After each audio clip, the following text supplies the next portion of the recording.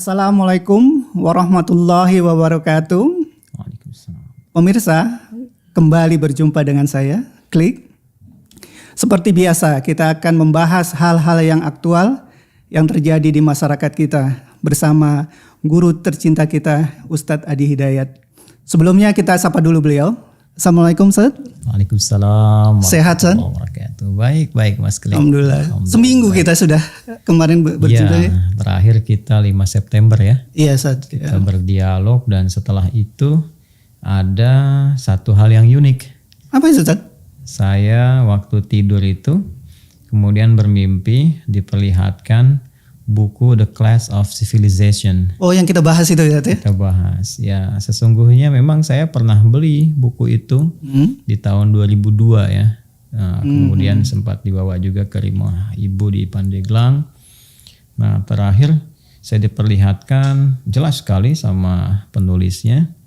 Lantas saya mengingat-ingat ada apa nih gitu ya, sampai kelihatan penulisnya itu. Saya review tayangan dialog kita, oh rupanya saya salah sebut nama. Oh iya, ketukar satu. Ya, yang harusnya memang penulisnya itu Samuel Philip Huntington. Iya. Saya katakan Francis Fukuyama ya. Iya, Jadi kita juga harus berikan edukasi yang benar ya kepada pemirsa kita bahwa penulis The Clash of Civilization itu Samuel Philip Huntington. Iya. Ya, cuma memang waktu itu ada yang populer dua itu sehingga kadang kita pengen berpikir menyebutkan itu bisa kadang terjadi. Sampul lisan namanya. Jadi Francis Fukuyama itu pengarang The End of History and the Last Man. Ya, dan dua-duanya sebenarnya duet maut. Ya, duet maut itu betul. Duet yang kadang membawa maut dalam kehidupan karena pemikirannya sering ditafsirkan secara ekstrim itu ya oleh orang-orang tertentu di kalangan sehingga menghasilkan hal yang pernah kita bahas di pertemuan lalu. Mungkin lain waktulah kita bisa bahas pemikiran keduanya dan bagaimana itu diimplementasikan dalam konteks kehidupan global. Masya Allah. Ya, mudah-mudahan ini sebagai klarifikasi juga Ustaz ya. Oh iya, tentu saya harus memiliki sifat objektif dan kita harus membiasakan itu. Guru kami selalu menyampaikan kalau kita keliru, walaupun keliru itu misalnya kecil ya dan tidak berpengaruh banyak, tetap dengan kerendahan hati tetap kita harus sampaikan bahwa itu salah. Kalau benar pun tidak harus merasakan kebenaran itu secara mutlak sehingga merasa hebat, tidak juga. Kita objektif saja dan kita niatkan ikhlas menyampaikan pengetahuan dan biarkan Allah yang memberikan penilaian serta manfaat dari apa yang coba kita share terhadap setiap materi yang kita bahas. Insya Allah. Kita mau bahas apa nih hari ini? Ada hal yang sebetulnya ini sudah dibahas berkali-kali tentang pandangan Islam terhadap musik. Tapi mungkin ini dikaitkan dengan kejadian-kejadian yang terakhir yang terjadi. Seperti contohnya saya baca di berita ada santri yang menutup telinganya ketika mereka divaksin gitu, ada musiknya untuk menjaga mungkin menjaga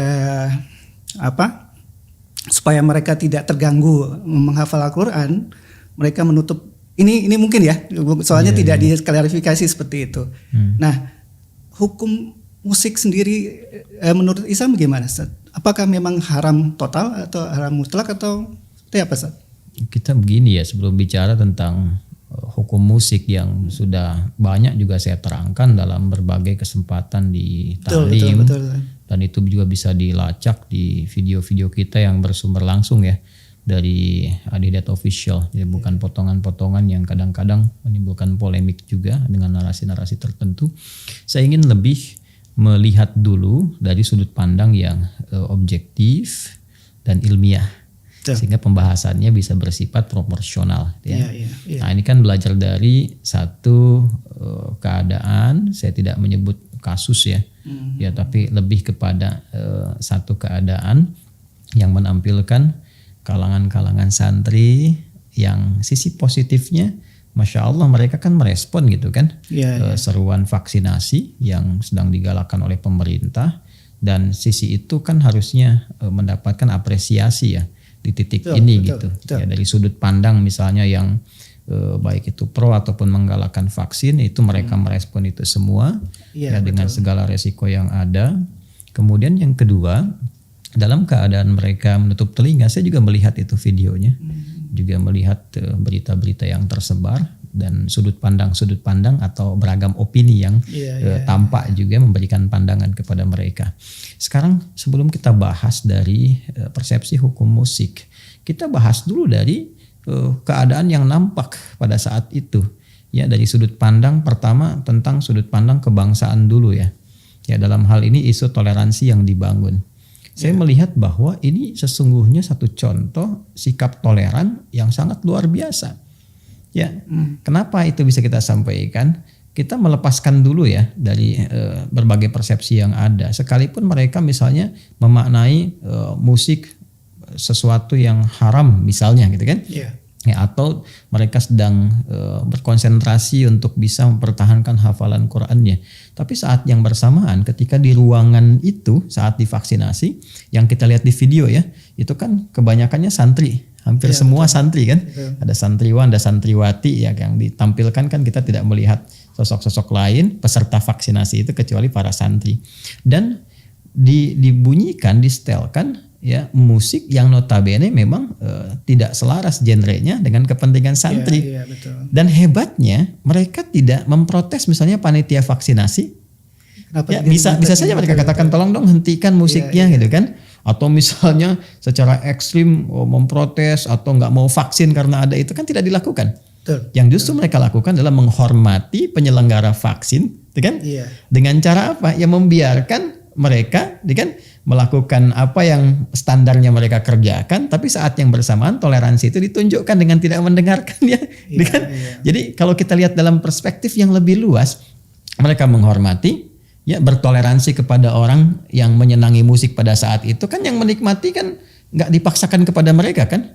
Ya tujuan mereka datang adalah untuk divaksin bukan untuk mendengarkan musik. Kan? Jadi kalau panitianya mau dengarkan musik mereka kata silahkan. Toh dengan kami menutup telinga pun kan Anda masih bisa mendengar. Apakah dengan kami menutup telinga lantas Anda tidak mendengar musik Anda? Jadi sesungguhnya ini satu sisi toleransi yang sedang ditunjukkan oleh kalangan para santri yang menghormati orang yang sedang mendengarkan musik tanpa harus mengganggu mereka, dan mereka punya kewajiban untuk menjalankan tugasnya, dan tugas itu pun dihormati pula dengan datangnya para santri untuk divaksin. Jadi di sisi ini sesungguhnya yang harus kita hadirkan adalah sisi apresiasi kepada santri itu.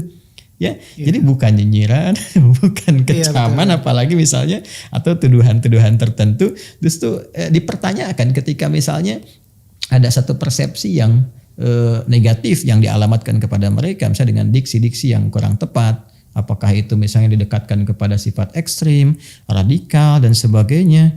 Ya sejak kapan ciri radikal itu nggak mendengarkan musik?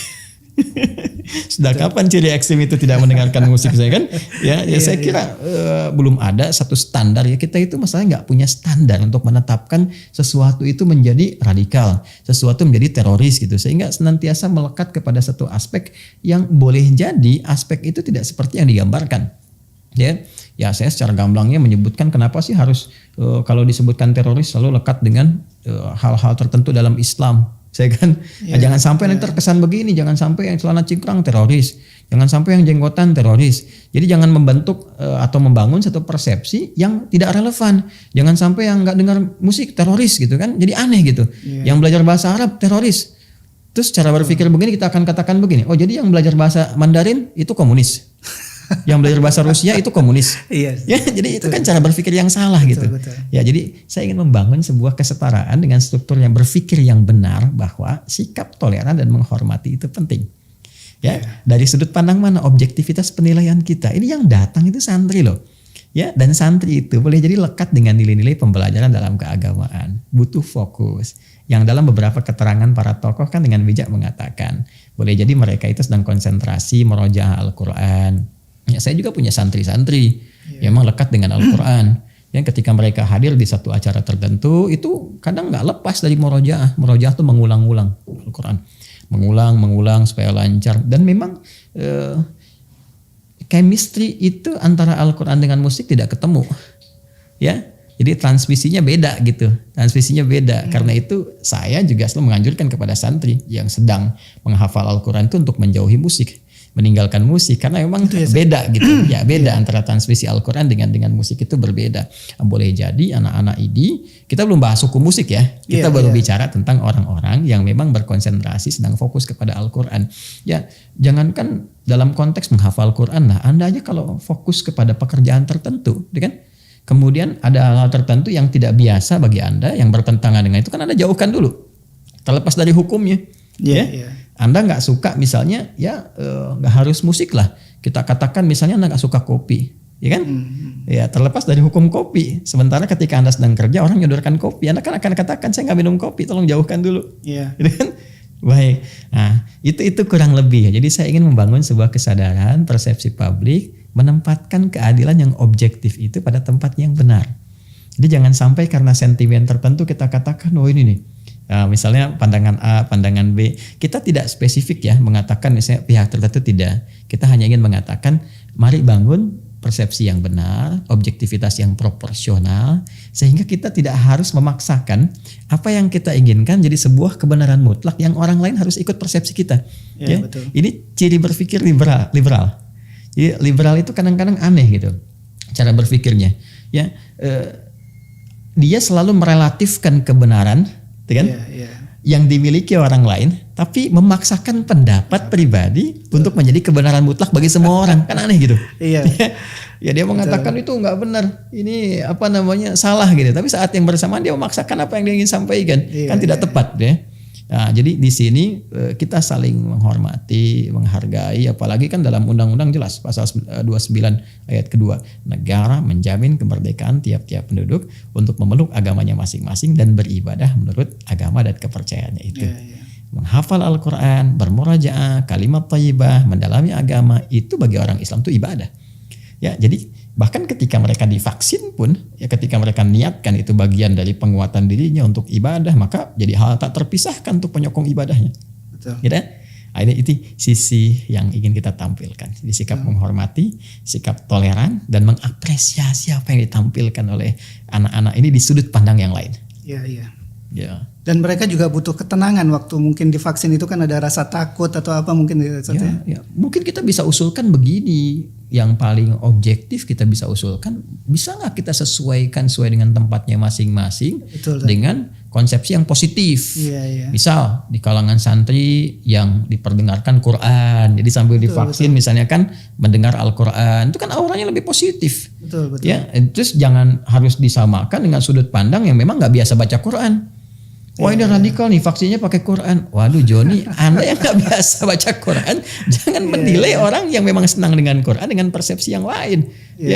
Misal yang senang dengan Quran, kan silahkan. Yang senang dengan nasyid misalnya, silahkan perdengarkan nasyid. Tapi yang positif, tidak harus dipahami semua senang difasilitasi. Nanti yang senang miras divaksin ada miras kan tidak begitu juga. Ya hal-hal yang dilarang, yang jelas tidak boleh. Sepakat kita dengan konsensus kebangsaan lewat undang-undang itu ditepikan. Ya tapi hal-hal yang nggak penting lah nggak usah diribut-ributkan lah. Ya, saya kadang-kadang suka bingung ya, hal-hal kecil tuh sekarang seringkali banyak ditampilkan, jadi polemik, jadi soal, padahal mutunya nggak ada gitu. Sehingga hanya menimbulkan keresahan aja. Sekarang sering saya katakan orang tuh sekarang butuh ketenangan, butuh makan, kan? Butuh keyakinan. Jadi kalau kita bisa menampilkan hal yang meyakinkan, mensupport, berbagi dalam kebaikan itu lebih positif saya kira. Setuju Ustaz. Gitu Mas Klik ya. Setuju kalau gitu. Ya, kalau hukum musik sebetulnya sudah banyak saya sampaikan, itu kan masuk dalam bab ikhtilaf. Ikhtilaf itu adalah satu pandangan ya tentang hukum yang bersumber dari ragam ya dalil yang beragam baik dari Al-Quran ataupun hadis-hadis Nabi SAW yang dari ragam dalil ini melahirkan beberapa persepsi dari para ulama yang tidak sama. Ada yang mengatakan misalnya tentang musik itu haramnya mutlak, pokoknya musik gak boleh gitu kan. Ya ada satu dari kalangan ulama kemudian juga punya landasan tertentu, ini dalilnya dari Al-Quran dan dari hadis kan. Nah di sisi lain juga ada yang berpendapat boleh ya dengan batasan yang ketat misalnya ya di musik apa yang boleh diatur caranya bagaimana liriknya seperti apa dan itu pun punya dalil ya misalnya dalilnya apa dari hadis-hadis yang sampai ya kepada kita misalnya seperti apa riwayat-riwayat yang saat itu musik ada yang diperdengarkan misalnya atau nyanyian disampaikan sehingga banyak ulama juga mengarang kitab terkait dengan persoalan hukum musik. Misalnya ada kitab namanya An-Nurul Kashif, ya, fi bayani hukmil ghina wal ma'azif. Ya, ada cahaya pembuka, cahaya yang terang, gitu kan, yang menyingkap tentang hukum-hukum ghina, nyanyian, ya, wal ma'azif, dan alat-alat musik. Ada al-musiqa halal al-haram. Ada lagi kitab misalnya al-hukmul ghina wal musiqa fi mizanil Islam. Ini sudah banyak dibahas dan itu sudah dimaklumi oleh para ulama. Jadi saling menghormati. Kalau yang berpandangan haram misalnya karena alasan-alasan tertentu, ya dihormati. Yang berpandangan boleh misalnya dengan batasan ketat, ya, dengan konteks-konteks tertentu, ini dalilnya, itu juga dihormati. Jadi itu biasa dalam Islam, biasa gitu. Dan kalau ingin Mas Klik lihat, ada kajian saya yang sangat spesifik membahas dari mulai definisi musik itu apa sih. Jangan-jangan kita bahas hukum tapi definisinya nggak tahu, gitu kan. Definisi musik itu apa, kemudian dalil-dalil terkait musik apa, kejadian di zaman Nabi itu yang direspon lewat ayat dan hadis itu, ya, terkait dengan musik itu apa saja, ya, sampai nanti misalnya turunnya surat Asy-Syu'ara gitu kan, dari ayat 227 sampai 230 itu, ya, terkait dengan itu. Kenapa dinamakan Asy-Syu'ara? Itu kan ada erat kaitannya juga para pujangga itu dengan musik juga. Karena syair, jamaknya syu'ara, itu para pujangga ketika menyusun syair itu bentuk kayak puisinya gitu kan di Arab. Nah, kemudian pujangganya disebut dengan syair, jamaknya disebut Asy-Syu'ara. Surah 26 itu ada surah Asy-Syu'ara namanya. Ya, di surah Asy-Syu'ara itu menggambarkan bagaimana keadaan orang-orang Arab pada saat itu lekat dengan syair. Bagaimana sesuatu disebut dengan syair? Kan unsurnya ada beberapa unsur. Misalnya ada fasahah, ada kefasihan dalam kalimat-kalimatnya. Kemudian ada khayal. Khayal itu daya imajinasi yang tinggi sehingga dari syair bisa menjadi qasidah tersusun dengan baik. Dan unsur selanjutnya adalah apa? Musik. Ya. Jadi ada iramanya, irama-irama yang menyertainya. Makanya ketika nanti menjadi ilmu, ilmunya disebut dengan arud, itu punya 16 formulasi disebut dengan bahar.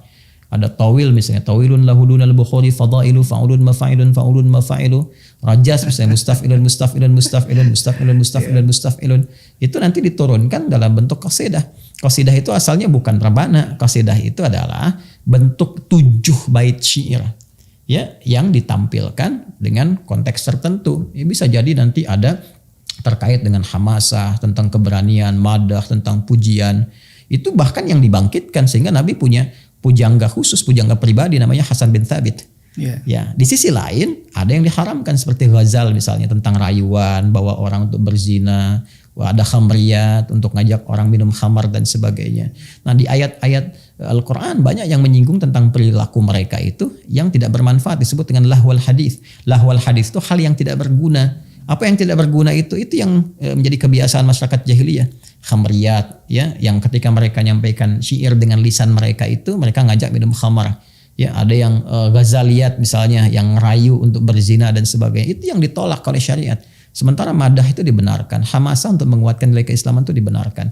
Nah, dari persepsi ini ketika ada ayat yang mengharamkan, ya, wasyu'ara'u yattabi'uhumul ghawun, alam tara annahum fi kulli wadi yahimun, ya, dan para pujangga itu, ya, mereka senantiasa mengikuti perbuatan atau hal-hal yang tidak bermanfaat. Jadi disebut oleh Quran hal yang mereka kerjakan itu nggak ada manfaatnya gitu. Ya, apakah kamu tidak menyaksikan mereka itu seringkali datang ke lembah, ya, nyari inspirasi yang tidak jelas sehingga meninggalkan banyak pekerjaan-pekerjaan yang tidak penting. Ya, itu disindir oleh Al-Quran. Tapi di sisi lain ayatnya belum selesai. Illal ladzina amanu. Tapi di antara mereka ada pujangga yang beriman, yang dengan imannya menjadikan karya mereka sebagai amal saleh. Membela Nabi ketika dihujat, ya, oleh syair-syair, dibela tuh lewat syair lagi, itu Hasan bin Thabit. Ya, terus nanti ada banyak kejadian, ya, kejadian tentang bagaimana misalnya beberapa kalangan itu bernyanyi, ya, di rumahnya Sayyidah Aisyah radhiyallahu taala anha, ada yang menyebutkan bernyanyi, ada yang menyebutkan bernyanyi sambil juga menari gitu kan. Dan ketika sahabat Abu Bakar As-Siddiq, ayahanda Sayyidah Aisyah radhiyallahu taala anhuma itu datang mengatakan abi mazmuri syaitani fi baiti Rasulullah sallallahu alaihi wasallam, apakah di rumah Nabi sallallahu alaihi wasallam itu ada nyanyian-nyanyian setan? Apa komentar Nabi? Biarkan ya Abu Bakar, itu kan. Ya, setiap orang punya hari idnya, kita biarkan. Tapi kan ini juga banyak perdebatan gitu ya. Di sini yang mengatakan dalilnya boleh dengan batasan tertentu, sifat lagunya bagaimana, alat yang digunakan apa. Ada yang mengatakan itu kalau sama perempuan. Tapi ini kan perdebatan yang luas. Tapi secara singkat, akhirnya dari hal-hal yang melarang itu ada ulama yang mengkhususkan mengambil sudah aspek larangannya aja, Karena kita nggak merasa ada manfaat dengan musik, kita mengambil ini hukum terlarang, maka menjauh dari musik. Satu golongan. Sisi yang lain mengatakan ini kita lihat ada aspek yang bermanfaat, yang dengan ayat-ayat atau hadis-hadis tertentu juga ya memberikan gambaran-gambaran tentang bagaimana pemanfaatan musik pada saat itu dalam konteks-konteks yang dibenarkan, sehingga mereka membuat sebuah batasan kebolehan musik diikat dengan syarat-syarat yang ketat dalam konteks ini. Nanti ada di liriknya ya terkait dengan penggunaan alatnya dan sebagainya. Tapi kalau dia misalnya diikutkan kepada hal yang haram, mutlak haram, apapun jenis musik yang digunakan. Misal kasidahan tapi di karaokean misalnya. ya, kasidahan di diskotik misalnya sehingga menjadi diskotik syariah, ya itu nggak benar juga. Ya, nah ini pandangan hukum dari para ulama dan kita saling menghormati di situ. Ya, adapun saya lebih meninggalkan ya. Jadi saya lebih cenderung tidak menyukai musik. Saya pribadi ya. Tapi kalau hukum saya mesti objektif. Jangan sampai misalnya saya menjauhi musik, saya nggak suka musik tapi kita katakan haram mutlak. Gak boleh sama sekali. Nah, tidak, kita katakan ini loh, ada ulama yang membolehkan begini syaratnya, ada yang mengharamkan seperti ini. Lantas bagaimana Anda bersikap sesuai dengan keadaan diri Anda? Kalau Anda mau mendengarkan musik atau mau melihat ada manfaat di balik itu, ini syaratnya yang ketat. Ya, tapi kalau Anda melihat nggak ada, saya kecenderungan ke situ, ya sudah, Anda tinggalkan. Ya, terus saya mau ngambil hukum haram saja untuk diri saya, nggak ada masalah, silahkan. Yang penting saling menghormati sisi dengan yang lainnya. Ya, nanti kalau mau lebih dalam lihat nanti keterangan kita ya di hukum musik itu, tapi bukan yang potongan-potongan ya. Jadi saya juga sarankan ke teman-teman di netizen untuk cerdas, karena saya lihat itu marak sekarang video-video potongan itu yang dibumbui narasi tertentu. Betul, yang untuk membenturkan satu sama lain itu yang kadang-kadang dan kadang nggak bermutu isu yang diangkat itu. Jadi saya juga cenderung tidak harus direspon yang seperti itu, tapi harus cerdas ya. Cerdas kita klarifikasi, kita lihat lagi. Jadi jangan termakan satu provokasi atau bahkan kadang-kadang bukan provokasi, karena sekarang eranya sudah begitu digitalisasi, dekat, semua orang pengen mencari ladang materi tapi dengan cara yang tidak benar, dipotong-potong video, bikin narasi yang gak betul dan sebagainya gitu. Nah, jadi hal-hal seperti itu yang kita mesti cerdas tapi juga objektif dalam menilai kehidupan. Saya kira itu, dan ini pun gambaran besar ya. Jadi jangan langsung wah ini begini gitu, tidak. Tapi kita lihat dulu turunannya, lihat secara komplit, lihat secara sempurna. Nah, itu insya Allah akan terlihat dengan baik. Mungkin ada nasihat sebagai kita mungkin orang awam untuk menyikapi ada perbedaan pendapat ulama seperti itu. Apa sikap kita untuk supaya kita gak gampang dibentur-benturkan seperti itu, San? Ya, bersikap yang cerdas ya. Cerdas itu anugerah, bodoh itu pilihan gitu. Nah, ini harus di-quote, dibikin status kayak ini. Iya, cerdas itu anugerah, ya, bodoh itu pilihan gitu. Ya, cerdas menilai sesuatu secara proporsional, terus melihat aspek manfaatnya kepada kita apa sih kalau ribut begitu gitu. Iya. Ya, kan kita bisa sepakat pada hal-hal yang telah disepakati. Ya. Korupsi itu haram, jelas haram, sudah kita sepakat di situ. Orang yang korupsi ya dihukumi dengan itu, ada hukum juga dunianya dan sebagainya. Tapi pada hal yang kita bisa berbeda, cara pandang kita berbeda, termasuk juga syariat menurunkan satu jenis-jenis yang beragam, tuntunan ibadah yang beragam itu karena memang satu melihat bahwa tidak semua kemampuan setiap hamba itu bisa melakukan satu hal yang sama, sehingga diberikan tuntunan yang beragam sifatnya. Ya, ada yang sifatnya bacaan, seperti bacaan Quran pun kan ada berapa riwayat. Ada yang baca dengan A, baca dengan E, ada yang wadduha, yang baca wadduha dengan wadduha kan sama-sama saja. Ya. Tapi dilihat karena keadaan lisan dulu orang Arab pun berbeda-beda, ada yang sulit mengucapkan itu sehingga diberikan alternatif dengan bacaan yang lain dan sama maknanya. Itu dari bacaan. Ada yang gerakan, ya gerakan misalnya antara yang sujud pakai lutut duluan, pakai telapak tangan duluan gitu kan. Itu kan sebuah fleksibilitas, kemudahan bagi kita. Ya, jadi kalau ada tangannya cedera bisa pakai lutut duluan. Jadi nggak usah dipertentangkan. Yang pakai lutut salah, pakai telapak tangan tidak benar. Terus pakai apa? Kepala duluan, gitu kan? Nah, jadi semua ragam ini kita pahami. Kalau ulama berbeda pendapat, itu bukan pendapatnya ulama sebetulnya. Tapi mereka melihat ada keragaman yang dibawa oleh spirit syariat untuk memudahkan setiap hamba itu dalam rangka ibadah. Karena diduga setiap hamba tidak memiliki kemampuan yang sama di satu sisi yang serupa. Ya. Tapi kalau semua hamba dinilai itu bisa melakukan dengan cara yang sama, maka syariat memberikan satu panduan yang mutlak, nggak ada perbedaan pendapat. Jadi jangan katakan ada perbedaan pendapat tentang makna qul huwallahu ahad. Nah itu artinya nggak tahu itu ngarang gitu. Nah, jangan Anda mengatakan ada perbedaan pendapat tentang misalnya bagaimana seseorang ketika berpindah dari berdiri kepada ruku untuk membaca Allahu Akbar, nggak ada perbedaan pendapat di situ. Kan? Nah, jadi bagaimana sikap kita yang cerdas, sikap menyikapi dengan proporsional. Ya, yang pertama kita menghargai pada setiap ragam perbedaan itu. Kemudian yang kedua kita mencari referensi untuk menambah wawasan. Kenapa si fulan begini, kenapa saya seperti ini, sehingga tercerdaskan diri kita untuk memahami sikap yang diambil oleh orang lain yang mungkin berbeda dengan kita. Oh kawan saya yang kunut tuh dalilnya ternyata ini.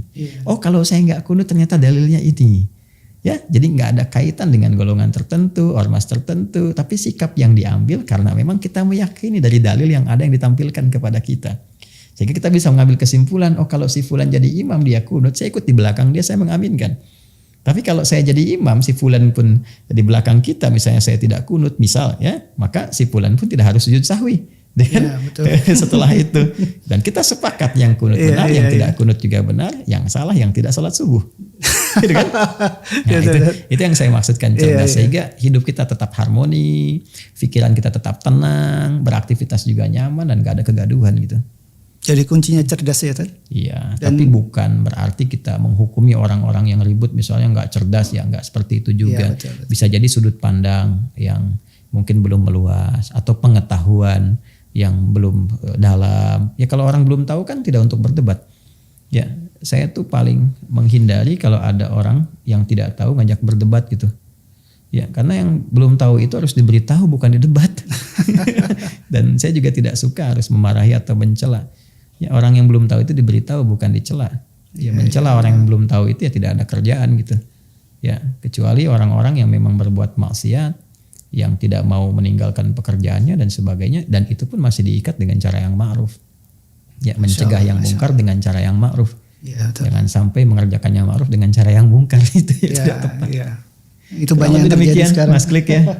Terima kasih Ustaz di pencerahan kita, dan mudah-mudahan ini juga menjadi jawaban untuk masyarakat kita menyikapi perbedaan, toleransi yang betul, yang benar, dan tadi itu kuncinya menambah kecerdasan. Terima kasih Ustaz. Baik, alhamdulillah. Pemirsa, demikian bincang kita dengan guru kita Ustadz Adi Hidayat. Saya Klik. Insya Allah kita akan berjumpa kembali untuk pembahasan berikutnya. Assalamualaikum warahmatullahi wabarakatuh. Assalamualaikum warahmatullahi wabarakatuh.